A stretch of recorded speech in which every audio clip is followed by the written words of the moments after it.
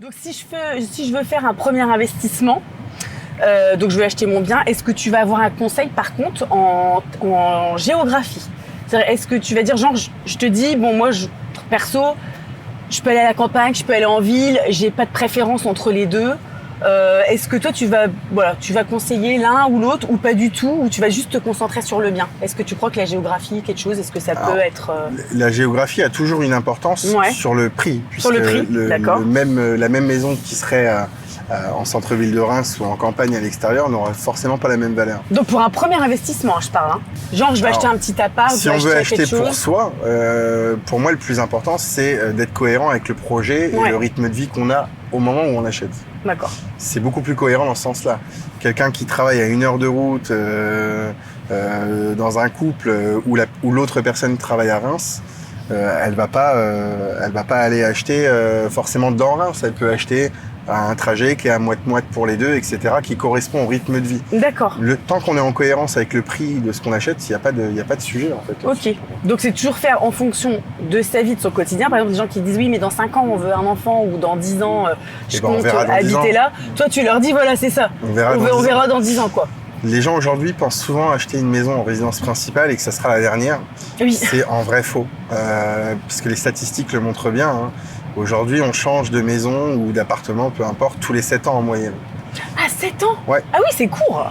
C'est court et long à la fois. En 7 ans, il se passe beaucoup de choses dans une vie. Ouais. Et on a tous des étapes de vie. Et moi, je le vois au quotidien avec mes clients.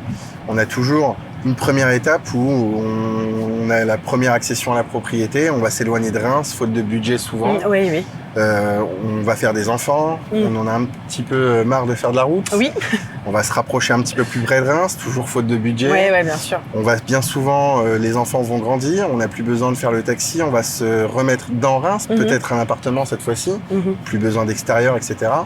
Et on va finir bien souvent sa vie dans un appartement plus petit, qui nécessite pas d'entretien, dans une copropriété qui est propre. Oui, donc du coup, tu as toujours enfin, en tout cas, ton bien évolue en fonction de tes besoins, que ce soit familiaux ou ou en fonction de l'âge ou de ton activité, etc. Mais c'est vrai que 7 ans, je pensais pas que c'était... je pensais que c'était un peu plus long quand même, surtout en termes de... Après, c'est une moyenne. Hein. Il y a c'est une forcément moyenne. des gens...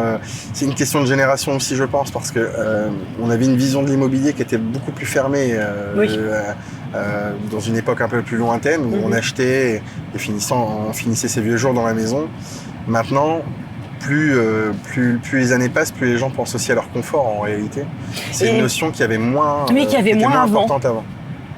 Et du coup, est-ce que c'est toujours le bon plan d'investir dans l'immobilier quand on a un peu d'argent de côté, on se dit tiens, j'ai envie d'investir dans quelque chose? Bien sûr. Est-ce que c'est toujours une valeur sûre ou c'est plus fluctuant qu'avant?